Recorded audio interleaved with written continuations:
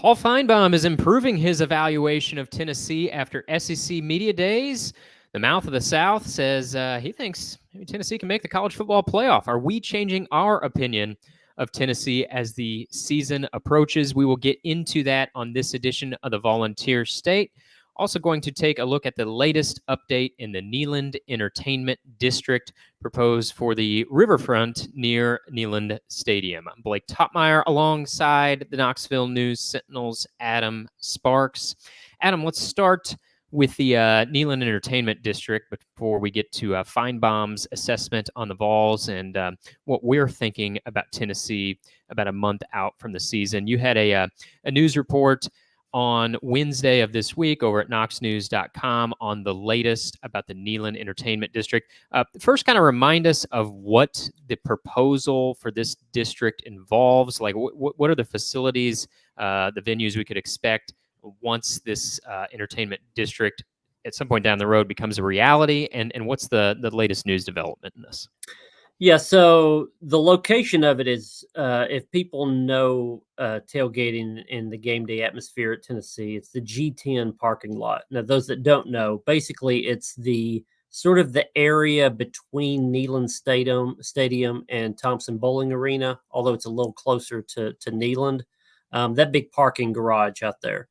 On top of where the parking garage is, beside Neyland, there's going to be a hotel with, I forget, I've reported it, 300, 400 rooms or something like that, and then 60 condos, luxury condos. So it's going to be a hybrid hotel condo. So you can rent a room like a hotel, but then also you can own a room and then rent it out yourself, probably on game days for a really steep price. And then on top of that hotel, there's going to be a restaurant bar, and it's going to be a restaurant bar on the rooftop, which, if you look at the renderings, it looks like you can get a pretty good view into the stadium, like into the game maybe, but let's wait and see how much, like if you can just sort of see that there's a game going on, or if you can actually see the game, so to speak. But that's the centerpiece, and that's the certainty right now. The rest of that area beside it is going to be some shops. There's going to be a little bit of retail. There may be another restaurant or so there, some food options. There's going to be a little bit of outdoor area that people will be congregating. Like anybody that's ever gone to Vol Village, Vol Village is sort of close to the other side of Neyland, or not the other side, but quite a ways from that, where people sit and watch games. People that don't get in with a ticket, they can sit there and watch the game on a big screen, on a video board, and sort of be part of the atmosphere without being in the stadium. That's what this area is going to be used for during the game. And then before and after the game, it'll be sort of where everybody, where everybody hangs out. I question how big it's going to be, because if you know that parking garage over there, like the top of it is reasonably big, but it's not enormous. So I just wonder how they're going to utilize all that size. Although some of the renderings look like it goes beyond that space. So we'll see. A lot of this is preliminary. The news of the week is that Tennessee accepted some bids. So they now know who's going to develop it, who's going to design it, and they'll go to the next stage of sort of the creation and the concept from here. Some of the developers and one of the firms that they've employed worked on the Battery, that is the entertainment district around Truist Park, the Atlanta Braves. I'm a Braves fan. Anybody that's been down there, like, it's a phenomenal area around it. It's not going to be anywhere near as big as that, but the Braves, I think there's one in Kansas City that this group worked on. In Philadelphia, I was in Philly not long ago. They have an entertainment district that's between like the Phillies and Flyers and Eagles arenas and stadiums. This group also worked on that one a little bit. LA Live, that's sort of the like the entertainment district on steroids. LA Live is the one that's beside where the Lakers play, but then it's also where the Grammys have been before. The group that did the hotel of LA Live is the group that's doing the hotel for this one, for the Neyland district. So they've got some big players in there. It's gonna be fun. I think the question that people are gonna have is, will this area be for the haves or the have-nots, or a little bit of both? Because Joe Blow fan is probably not going to be renting out the roof, the penthouse, and then having a spot in the rooftop bar. Peyton Manning is, you know what I'm saying? Peyton Manning actually may own part of it. We'll see about that. And what it's taking away is the parking garage and tailgating area, which is pretty popular at G10, at least the top of it. It's being taken away. So will that be taking away from the have-nots, from Joe Blow fan? So we'll see. Yeah, Tennessee says they do have an alternate plan to make up for that parking, putting people elsewhere. Well, we'll see how that works out. Yeah, and they can come up with an alternate plan to put people elsewhere. I think the interesting thing is, like, where is that going to be? Because G10, you're right there between the river and the stadium. Basically, I mean, it's kind of a prime spot, close proximity to the stadium, close proximity to the river. You got the sailgating going on as well out in the river. I mean, a lot of parts of this project, seem pretty innovative, certainly in the college athletics space, sort of as you were talking about. We've seen more of this in the pro sports space, not seeing a lot of this yet in the college athletics space. So, in so much as the ordinary fan could take advantage of some of these amenities, I think it would be, a nice plus for fans. But you do have to give up something to get something. And in this case, you're giving up something that, a lot of your common fans probably at some point or another, or even, for some of those people on a regular basis, utilize, which would be,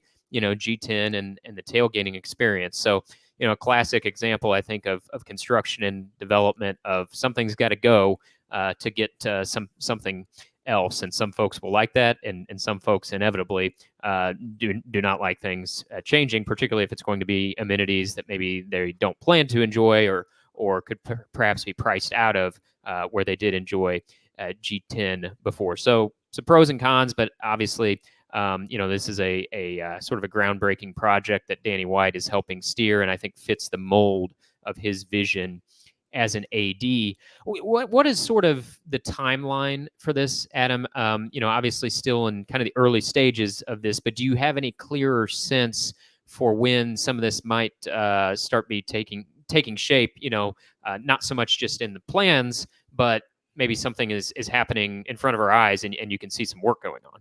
Yeah, that's a good question. I don't know, but also Tennessee doesn't know. This has to go through the state commission to get these things approved. So they'll have to wait on that process. And then you'll have the designs will go through like another edit. And then they have to figure out sort of what they can do in the space. I mean, a lot of the concepts are drawn up. The specific plans are not there yet. This first came to light in Tennessee's what they presented to the Board of Regents, which was I think that it was a 10-year within the 10-year plan. So within the next 10 years, obviously it'd be much sooner than that. I don't know a timetable. I would expect, though, this is not really far off, because they've pushed this as quickly as they can. It's a big project, but it's not a massive project. The hotel obviously would take some time. The rest of the area, you're sort of just building out and adding stuff on what's already a structure there. So it's a good question, and I don't know. I think it's going to be interesting to see who benefits the most from this. Like we were saying, the hotel and the condos and all that's a select group. By the way, those are going to rake in a lot of money. I think the hotel is where the money is going to come from. This is a private-public partnership, but obviously UT, the university, is going to benefit from it. Those rooms are not going to be cheap. Events there are not going to be cheap. There's going to be some conference room, convention room areas in there, and you could see those being rented out with the addition of, you also get to go through Neyland Stadium while you're here for your little corporate event. It's going to help, for recruiting visits. That's going to be a really nice little staging area, that the fact that you're on campus there. Now, the rest of the area, like I said, it needs to be big enough to be worth it for people. I mean, I know a number of fans that come to town, friends I've had for years that come to town without a ticket to a football game. They will come into Knoxville from a couple hundred miles away, knowing they're not going to go to the game, but they want to be in the city, on campus, at Vol Village. They want to go to the Vol shop before. They want to be in the mix of it, and this will add to that. As long as the football team is good. If the football team is a 7-5 team, that place will be a ghost town. As long as they're winning, though, and it's exciting, that place will be packed before games, after games, and even during games. Yeah, and I think you touched on something there too. It needs to be big enough to where it's worthwhile, right? Like it can't just be if it's just a hotel, condos, like that's going to, let's be frank, serve the elite. The common fan is probably not going to get to experience the hotel or the condos much. But if there, is some bar, some restaurant, some entertainment space along with this, you could see that being something to where, yeah, maybe you can't afford the penthouse suite in the hotel as a common fan, but maybe, on game day when you don't have a ticket, that becomes the place to watch the game, to grab a drink, to grab something to eat, and you feel like you are in the atmosphere of it all, even if you don't have tickets that particular day. So I think, being, small enough to where it's feasible, but big enough to where it's worth the while is sort of the sweet spot on that project. I know you interact with a lot of Tennessee fans, Adam, either via your subscriber-only text group, email, just around town, etc. What is sort of the yes, your wife who's a massive Tennessee fan and season ticket holder. What is sort of the general temperature of this? We've kind of outlined pros and cons and sort of where the two sides fall. Do you get a sense that more fans than not are excited about this? Is there's some tangible frustration, or do you think it's still in the phase of like a lot of Tennessee fans haven't really quite realized that this is going to be a reality at some point down the road? Yeah, I mean, every time the new renderings come out on the Neyland Entertainment District, there's a immediately excitement of, wow, look at that. And then the next question is the one that you ask, is that coming this year or next year or like many years? And the answer is closer to many years. I mean, there's still construction going on at the stadium. There's a ton of construction going on in the stadium, and that's been a long-term project that's still got a couple years left on it. I was at campus today, and there are cranes and bulldozers and equipment and fencing everywhere. I mean, something's always going on over there, and I'd say more so now than in past years. So there's a lot of construction going on, and it seems like, I think to the casual fan, this news sort of is just lumped into all the other stuff that they've heard, which is, new stuff going on at Neyland, just like the last 2 or 3 years. New stuff going on at the baseball stadium, new stuff going on at Thompson Bowling Arena, and they all just sort of mesh into one. And all those projects, most of those projects are going to happen before this. So I think it's a short-term celebration, but then, let me know when they break ground. All right, changing gears, but before we leave that behind again, Adam has the latest coverage on that Neyland Entertainment District. You can find his story and also photo gallery of the renderings for that project over at knoxnews.com. But let's get into Mr. Finebaum, the voice of the SEC. Never shy about his opinions, always has some thoughts on the topics du jour in this conference, and had some thoughts on Tennessee coming out of SEC Media Days, and Vols fans are going to like this one, I think. Finebaum does regular appearances on the McElroy and Kubelik show, and expressed some growing optimism in Tennessee. Here was Finebaum's quote on that radio show this week. He said, quote, "In talking to Josh Heupel and a couple of Tennessee people, I'm probably a little bit more optimistic about the Volunteers. I've always felt that they were in the next group after the top 3 or 4 teams that we talk about, but I think maybe they're closer to that first group than to the second tier," end quote. So Finebaum's, I guess, stock rating of Tennessee is going up as the season approaches. And I kind of find myself doing this type of thing as well. Like you would think, your assessment of a team really shouldn't change that much, maybe from May to July. But, we spend so much time on a sport that really is decided in about 4 or 5 months, and then we spend the rest of the time in offseason. So that leaves an awful lot of time for opinions to change and evolve a little bit. And I find myself going in a little bit the opposite direction than Finebaum, Adam. I haven't changed a ton. I think I've pretty consistently been at around 9-3 with Tennessee, and that's where I stand today. But I think as of Tennessee being in that top tier or second tier, I think I'm more cemented in thinking that Tennessee is in that second tier. I also think if I were to put a percentage on Tennessee's playoff chances, I would probably be a little bit lower today than maybe I was, say, in February. I think there's a couple factors there. One, in February, you still have the bowl game in your mind. That's the last impression of the team. Tennessee played well against Iowa. Nico, was a hit success in his first career start. And so you think, oh, yeah, maybe playoffs next year. But then, as the season approaches, I've reflected more upon last season, and I just can't really shake from my mind the loss to Florida, the blowout loss to Missouri. And you look back on last year, and it's like, who did you play? Who did you beat? Tennessee didn't have a lot of notable wins last year. And in some of their highest profile games, and even a road game at Missouri that maybe didn't project as being a high profile game, they didn't fare so well. And I think the schedule is very accommodating this year. But I look at 3 games, and I would have Tennessee as the underdog in these 3 games against Georgia on the road, at home against Alabama. I think they could be a slight underdog in that game. And then I would have them as a week 4 underdog at Oklahoma. I know Tennessee fans are probably hoping for a win at Norman. Certainly could happen. But when I think back on that road trip to Columbia, Missouri last year and what played out there, I'm thinking, are they going to be able to go on the road at Norman in the first SEC game for Oklahoma? And what's going to be, I think, a really lively atmosphere in Norman for the Josh Heupel return game. I mean, that one is shifting more into the loss column for me. And then there's always that possibility of the kind of the out of left field loss like 2 years ago at South Carolina. So I'm more entrenched on 9-3. I'm not changing my record projection, but I guess I am cooling, even a little bit more on the idea of Tennessee to the playoff. I also think if you're all in on Tennessee to the playoff, you have to think Nico is just going to be a monstrous success. And I think he's going to be really good.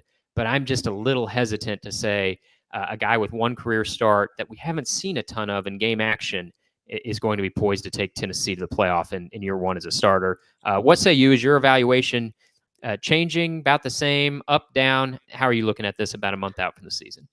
Well, let me first psychoanalyze Paul Finebaum, which is a tall Enjoy. order. Yeah. I think coming out of SEC media days, you sort of can latch on to narratives and lean into those a little more. I wonder maybe if Finebaum has done that a little bit, because a lot of the discussion SEC media days was the Oklahoma Tennessee game, and it seemed to be more about Josh Heupel's homecoming and revenge for being fired, his payback, that his program is more developed under him than Oklahoma is under Venables, that he sort of got things rolling, and Oklahoma really has to prove itself in the SEC. That their record last year and the record of the last few years is not up to snuff for the SEC yet. And so I think some of the vibe coming out of SEC media days is that Tennessee can go there and beat Oklahoma. I think also there was a lot of talk about Nico, not very much talk about Jackson Arnold, the redshirt freshman quarterback for Oklahoma. Those 2 guys came in the same class 2 years ago. There were 5 5-star quarterbacks in that class in the country. Nico was one. Arch Manning was another. Jackson Arnold was another. There were 5. 2 of them are at different schools now. The 3 of the 5 5-star quarterbacks that are still at their that recruited them, that signed them, are Nico, Jackson Arnold, and Arch Manning. They're all in the SEC. So Jackson Arnold's, his pedigree and his rating and all that is pretty similar to Nico. Now, the difference between those 2 is that Nico played well in the Citrus Bowl, accounted for 4 touchdowns in a blowout of Iowa. He got the MVP award. Jackson Arnold threw 3 interceptions against Arizona and got beat in the Alamo Bowl. So just the vibes of that one game is that Nico is ready, Jackson Arnold may not be. So you put all that together, I think a loss for Tennessee starts to move towards a win for Tennessee. And I wonder maybe if that was the vibe with Finebaum. The other thing is that Kalen DeBoer at Alabama, there's a sense, I think, coming to SEC Media Days, is that he's going to get things going, but it may take a little time. You look on that set and you see Nick Saban and DeBoer sitting next to each other. You think, well, one's great and the other's good. And so the idea that Alabama may take a half a step back and Tennessee has this quarterback and they have James Pierce and now they're a complete team, I think there's a sense that Tennessee losing to Alabama starts to move more towards the beat Alabama category. And if you're putting those two in as a W or a more likely W for Tennessee, suddenly you're saying, well, where are they going to lose games? I mean, they're going to lose to Georgia. Who else are they going to lose to? And so I think maybe Finebaum's doing a little bit of that calculus. Here's my take. I don't know that I've moved to see one way or the other that much recently. I think if you look at Tennessee's schedule, it's easier to get to 10-2 than if you don't look at their schedule. I think if I just look at their team generally, I say, it's probably about a 9-3 team.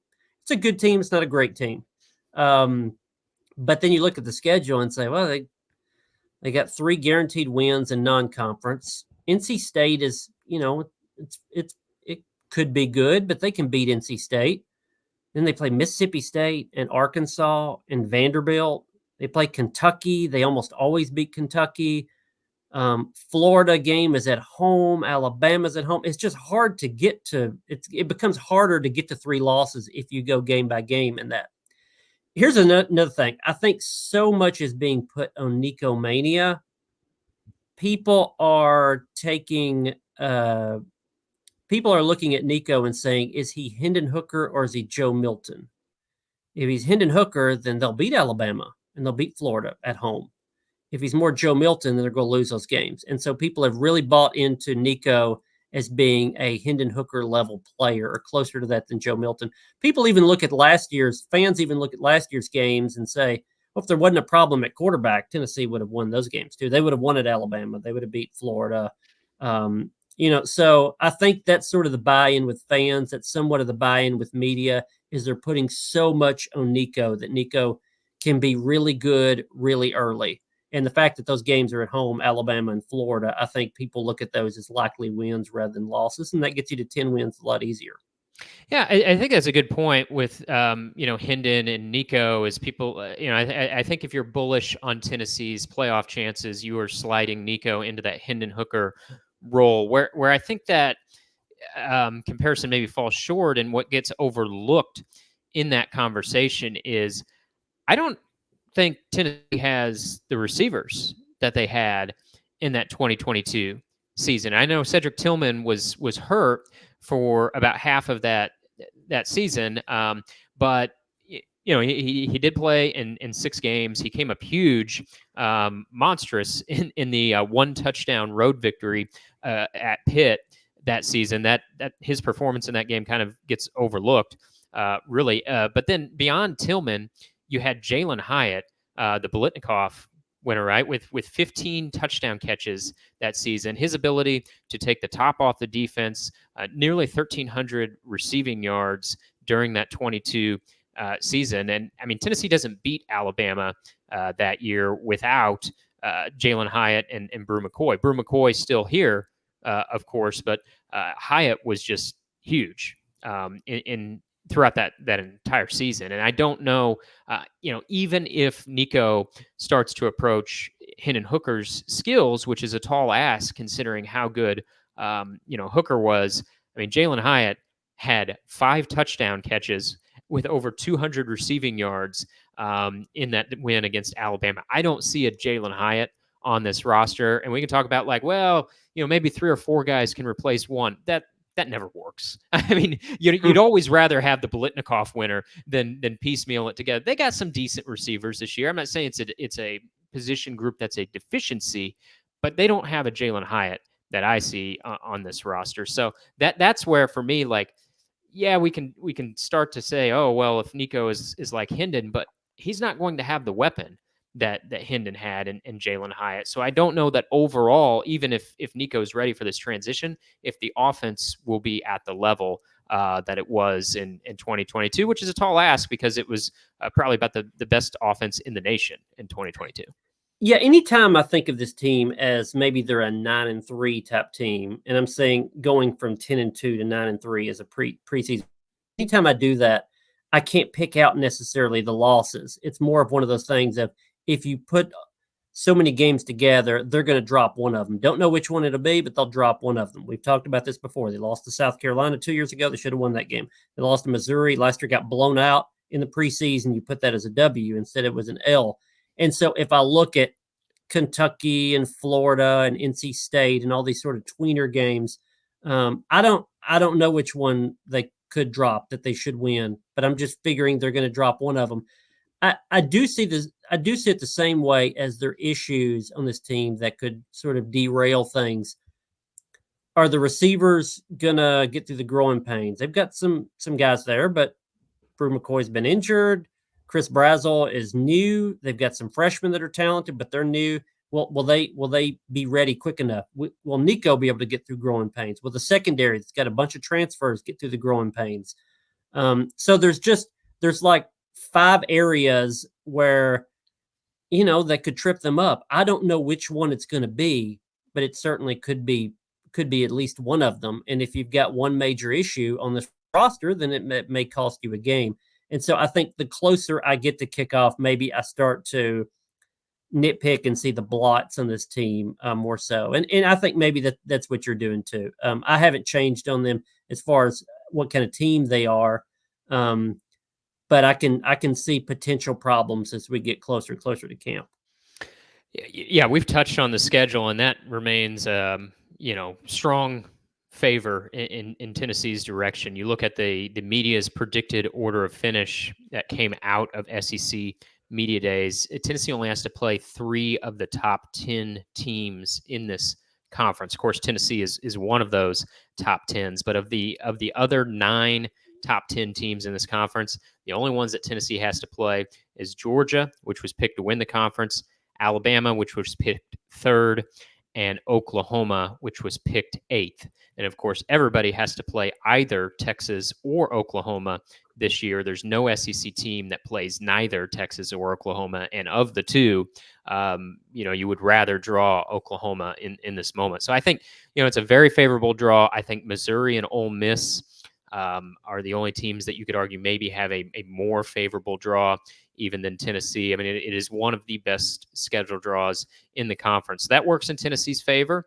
I think the non-conference, that's NC State could be preseason top 25, but there's a lot of teams in this conference that will play more challenging non-conference games than what Tennessee will. I mean, you look at Georgia and South Carolina play Clemson.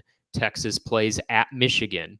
LSU plays at Southern Cal. Texas A&M plays Notre Dame. So as far as non-conference schedule draw, Tennessee's got it, pretty reasonable on that front. So the schedule breaks nicely. I just think that week 4 game at Oklahoma is really, really going to be kind of defining for the season. Not to overlook the week 2 game against NC State. That one's big too. If you lose that one, I think we can almost close the book on playoff discussion for Tennessee. I don't see Tennessee being a playoff team if you can't beat NC State in week 2. But I think the Oklahoma one is the one.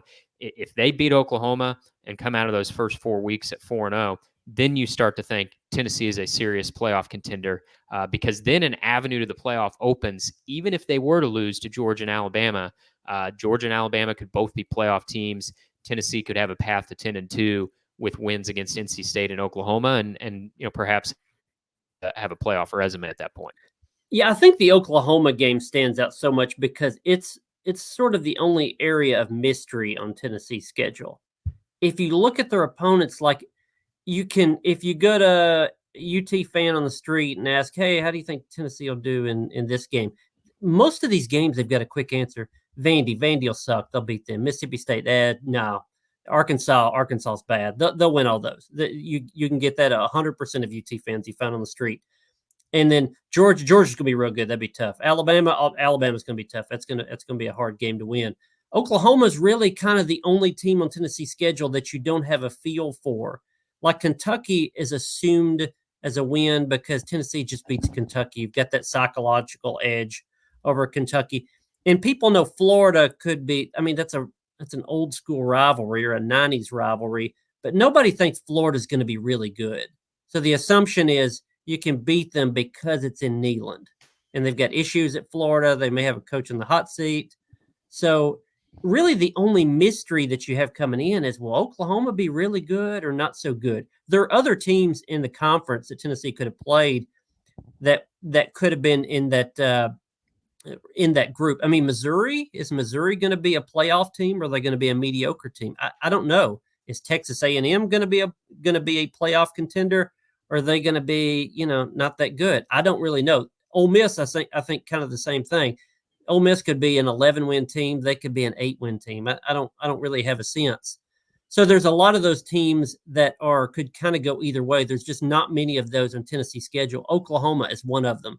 That's why I think there's so much of a feel of, well, if you beat Oklahoma, then you got a decent shot. You got a pretty good shot of getting to 10 wins in the playoff. If you lose that one, you're one of the also rans, and that's why there's so much on that game. Let's close with a look at the media's predicted order finish in this conference. I referenced it earlier with Tennessee only having to play 3 of the projected top 10 teams in the conference, but Tennessee earned the number 7 spot. I was not overly surprised by that. We talked about this a couple weeks ago on the pod. I think we both thought the media would have Tennessee at number 6, but I mean 7 kind of makes sense when you look at Missouri was 6th. And this is not supposed to be a vote based on last season, but it is kind of hard to overlook the fact that Missouri beat Tennessee 36-7 last year, and Missouri does return a good chunk of its roster on both sides of the ball. So the poll started, Georgia's 1, Texas 2, followed by Alabama, Ole Miss, LSU at 5, Missouri at 6, Tennessee at 7, Oklahoma at number 8 rounds out the top 8, which also speaks to the importance of that week 4 game. You got, what the media is saying, the number 7 and the number 18 conference playing each other. That's a coin flip game. It's so important for both those programs. But in looking where Tennessee fell, Adam, much surprise here, or is this kind of the chalk that sort of you expected the way the media voted the top half of this conference? Yeah, when the preseason poll came out, one of our editors in our network immediately messaged me and said, "Hey, you're going to post a quick story on Tennessee getting snubbed?" And my response was, they didn't get snubbed. I mean, there's very little daylight between number 3 and number 8, I think, on that list. I think it's Alabama, maybe is at 3, and then Oklahoma at 8. You could even stretch that to Texas A&M at 9. I mean, there's just not. You can make an argument for a lot of teams in there about whether they'll be 2 or 3 spots up or 2 or 3 spots down from there. So Tennessee, I mean, I would have Tennessee probably 4th or 5th. I think we talked that on the previous pod, but I don't think picking them 7th is a snub. It's just there's so much in the middle there, and it's so hard to distinguish between all these teams. I mean, I think Tennessee could be up into that, as Paul Finebaum said, up in that top group, which is probably the top 2 or 3. I could see them being right in the meat of the one after that. By the way, if you look at that poll, there were we want to think we all know, media knows, and or whatever, but this is like the 10th year in a row or something that Vanderbilt has gotten first place votes in the media poll, in the media vote. And I used to think I could find out who that was because I covered Vanderbilt a few years back. And so I thought I could, connect with people and say, hey, it was you, right? It was you. You can tell me. I never got that when that used to happen 5-6 years ago, and I still don't know who it is. Is it your theory that these are a couple of rogue Vandy people that are doing this, and then, so they can tell their buddy, hey, I'm the one that voted? Or do you think this is somebody who doesn't know how to fill out a ballot? My theory, it's one of two things. It's a Vanderbilt homer propping up the doors, or it's someone who's been out at the bar scene comes back a little bleary-eyed at about 2 a.m., stumbles into the hotel and thinks, oh my gosh, my ballot's due. Do I have enough sobriety to fill out this ballot? Yeah, I think I got this. And haphazardly puts this together and mistakenly and unwittingly votes Vanderbilt number one. I mean, we've been to enough of these media days. We know after the work ends, there is oftentimes a trip to the establishments from certain writers. So you just never know what may happen at 2 a.m. So yeah, that my theory is it's one of those two things. It's Vanderbilt homers or a guy who's had a few pints too many. I think it's the second one. It's got to be the second one because having been covering Vanderbilt and around people that cover Vanderbilt, the homer element of media at Vandy is not there in football to the extent that it is at other schools because there's very little delusion on the Vanderbilt beat. You don't find somebody that says, I think this is the year. I got just all the pieces together. It's more so, I think this is maybe get to a bowl year, maybe get to 6-6 this year. There's a realistic element to there. So if anybody did it, it was 100% a joke, or they didn't know what they were doing. And now that I'm thinking of this in real time, there's 2 or 3 text messages I need to send when this episode is over, because I'm starting to think through who could do that or who would do that. I suddenly have maybe 1 or 2 names, so I'll have to get back to you. Yeah, I'm starting to think more and more that whoever voted Vanderbilt one maybe doesn't remember voting Vanderbilt number one on their ballot. But okay, so we're pretty much saying our stock is about the same on Tennessee as where it's been, although we maybe aren't quite as high on the Vols as Mr. Finebaum apparently is after SEC Media Days. But that's okay.